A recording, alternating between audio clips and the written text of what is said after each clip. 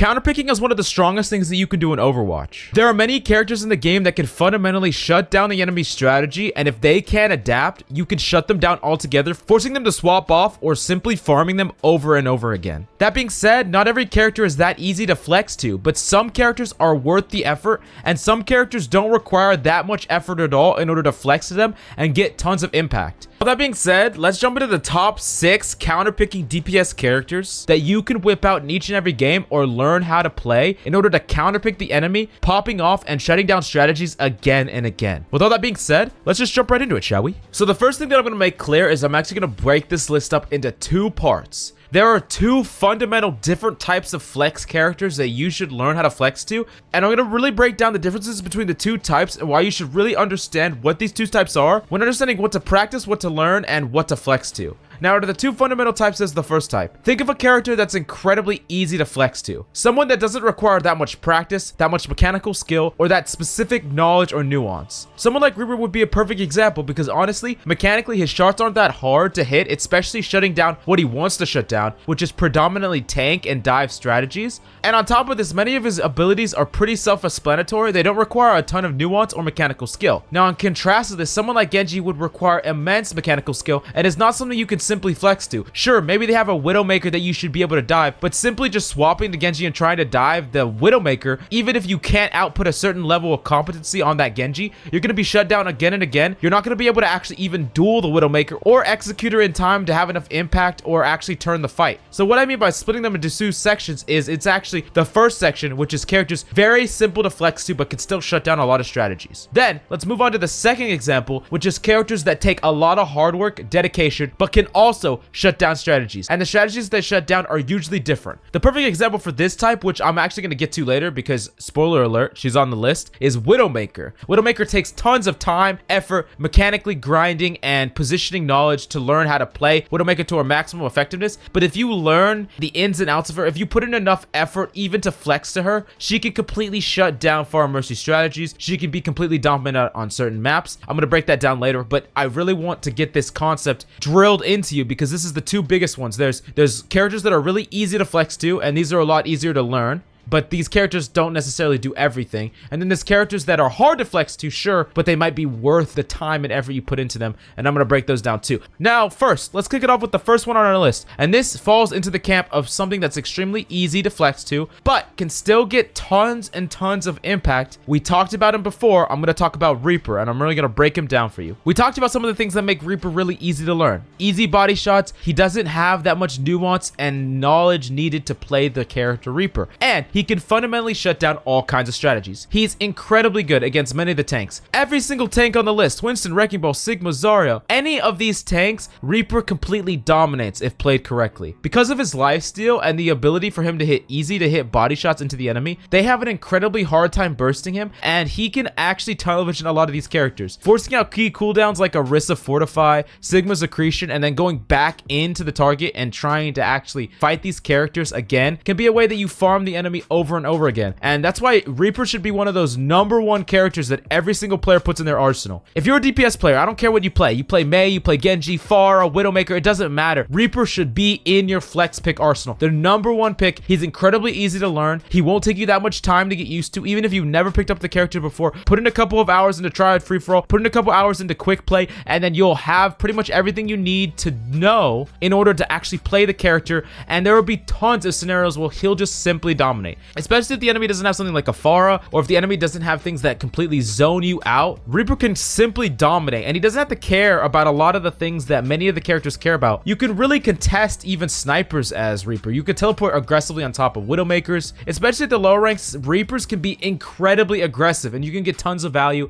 You can bully tanks. If you have a Hog that keeps flanking and rolling your team, a Zarya, a Sigma, there's so much you can do as Reaper, and on top of that, because of the lack of focus fire, you can really put a lot of pressure into these tanks. You could put a lot of pressure into Orisa, completely ignore the fire of the enemy team because your lifesteal is going to help you get enough damage in to burst her through, even taking some damage. So he's my #1 pick. But now let's move on to the second pick, and this is going to be one in the taking a long time to grind, but is extremely effective at shutting down a specific strategy. And before we get to that, I'm going to really quickly tell you about GameLeap.com. We're the #1 educational platform that you'll find anywhere, and if you want to know more, wait until the end of the video. But for now, hope you enjoy. boy. We talked about her before as well. This is Widowmaker, and I think Widowmaker takes tons and tons and tons of time and effort to grind and learn. But you don't have to be a master at Widowmaker to still get value out of her. You do need to be able to mechanically hit shots. You do need to be able to mechanically contest enemies. But even a Widowmaker that can only hit body shots consistently, if you can hit body shots consistently, you can completely shut down a Farah Mercy. And Farah Mercy is one of the most oppressive strategies, particularly at the lower ranks. Many of you players in gold, many of you players in silver have told me that Farah Mercy is one of the most oppressive strategies that you run into. It's really hard to deal with. And honestly, Widowmaker is one of the best ways to deal with that. And you don't even really need that much game sense. You don't really need that much positioning. Widowmaker can position where she wants to with her grapple. She has a lot of safety net with that ability. And on top of that, just being able to hit these shots from completely safe ranges. And you just have to hit 2 body shots in a row and you can single-handedly deal with the Farah. That is one of the strongest things that you could be doing. And it's why being able to flex to Widowmaker is incredibly powerful. Not enough players practice Widowmaker enough to be confident in doing this. But let's say that you're a Doomfist player, or let's say you're a Reaper player, and you might not be the best Widowmaker, but you're confident enough to force the enemy off Farah, because Farah is a natural counter to your main hero pool. What you need to understand here is this flex pick, while you're not the greatest, while you're not going to be able to 1v1 every Widowmaker in the game, you don't care if they swap to Widow and try to challenge you. You can just swap off. You don't care if they're playing something like a diver to shut down your Widowmaker. That's fine. But as Widowmaker, you can make them and force them to swap off the Farah, and that is incredibly powerful. So this is a character that I would put, if you're going to put time and effort into grinding a flex pick, not a main pick, but a flex pick, Widowmaker is probably your best bet, and that's why she's in my number 2 spot. Now, moving on to number 3, this one is going back to going to characters that are really easy to get value out of. They don't take a lot of nuance to learn, similar in the Reaper category.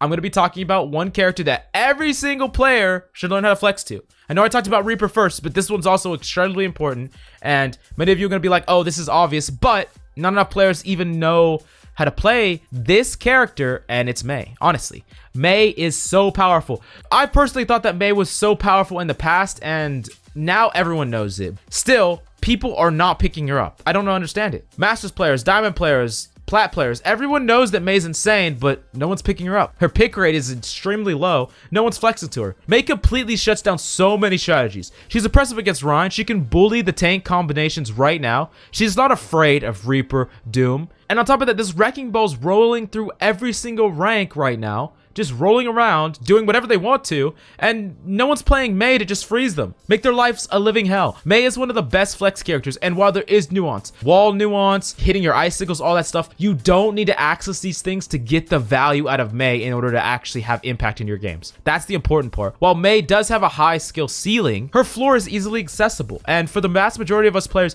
even if you're not a master Mei player, even if you're not this incredible Mei player, she's definitely a character that you should put in your hero pool. She doesn't require that much practice. She doesn't require that much knowledge. Just put a little couple of hours into her, grind her a little bit, and you'll be able to whip her out in tons of different situations, shut down strategies. If you can easily flex to Mei, you could shut down a number of different strategies, and that's why she's on my 3rd spot, and she's my secondary spot for the characters that are really easy to flex to. You don't need a lot of mechanical skill. Now, we're going to be moving on to the 4th pick, and this is in the same camp as Widowmaker, the camp of characters that are really incredibly difficult, or a lot more difficult to flex to. You need the nuance, you need the specific skill level to play them. This is my number 4th spot, and this is an incredibly powerful pick to learn how to flex to, and it's Farah. Now, I know I just talked about Farah when shutting her down with a Widowmaker, but learning how to flex to Farah, learning what you can do to actually have value on Farah can be worth tons of free games. Farah isn't the easiest character to play. No matter what people tell you, Farah is not easy to get consistent value out of. You need to learn spam patterns. You need to learn movement. Keep yourself up in the air. Be able to concussion yourself at enemies aggressively. Understand how to play around natural cover. Understand how to play around your counters. Do all these things. But if you put in the time and grind Farah, play her on tons of different call maps, grind her, put in the time, you will find that there'll be tons of games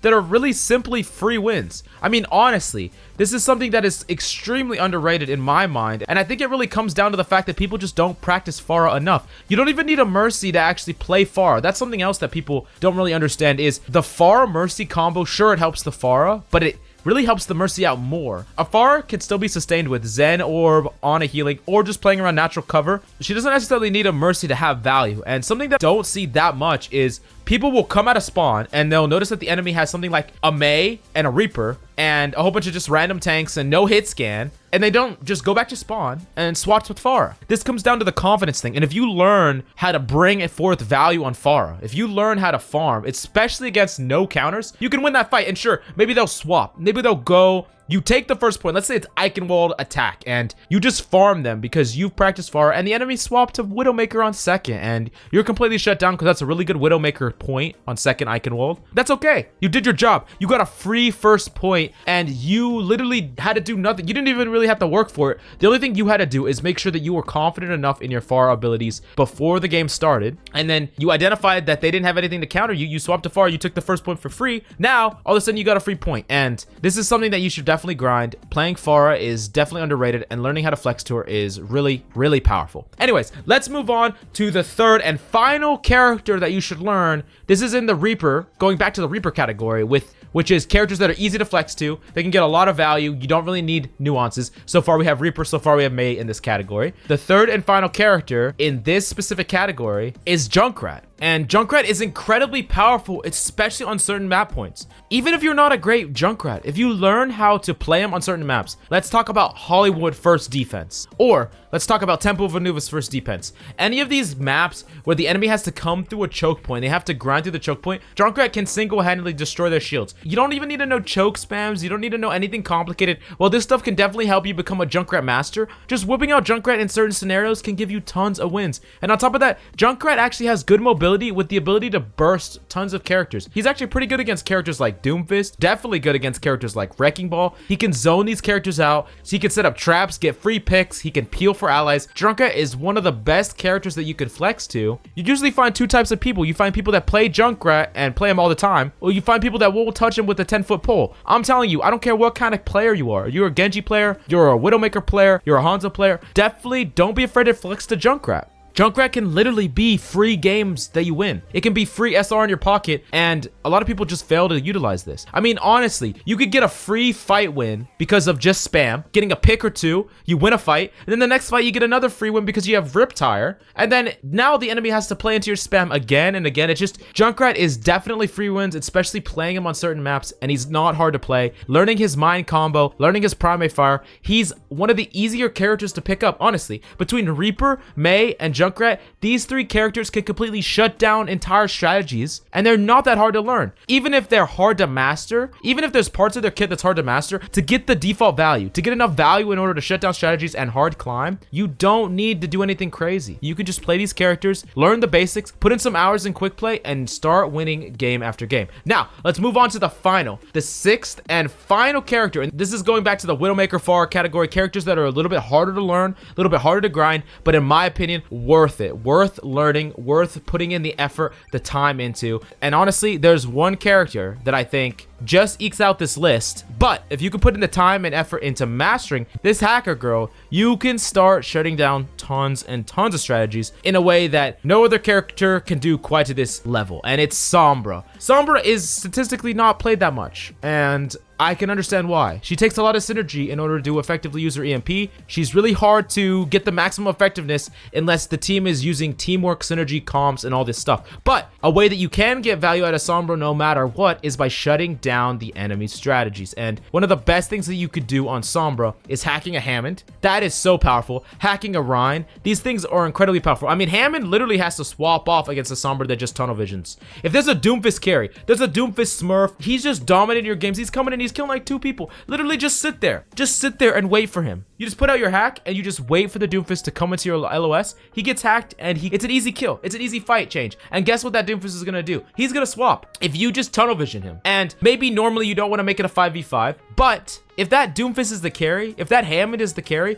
shut them down. Play this character. And Sombra definitely takes a lot of different nuance and mechanical skill to understand the different intricacies with throwing out her translocator, canceling stealth, translocating and EMPing, different things like that, learning how to grind, learning how to use the high ground mechanical skill. There's a lot of things that go into Sombra, but if you could put in enough time and effort to be comfortable with their kit, you don't need to be this insane Sombra, but you should put in some time and effort so that even after you shut down a strategy, let's say you shut down a Hammond in, you shut down a Doomfist, you build up 40, 50, 60%, and the enemy swaps off. You still want to be able to find the value out of Sombra enough to get your EMP to effectively win the next team fight with it. So you want to put in the time and effort into Sombra, and Sombra is not one of the easiest characters to play. She's actually one of the hardest characters to learn, but she is one of the best counter-picking heroes, and that comes down to this list. So the total transparent list for one, the characters that are easy to flex to but can bring a lot of value, Reaper, Mei, Junkrat, and the characters that are harder to flex to but they're worth learning is Widowmaker, Farah, and Sombra. So I hope this guide has been extremely helpful for you,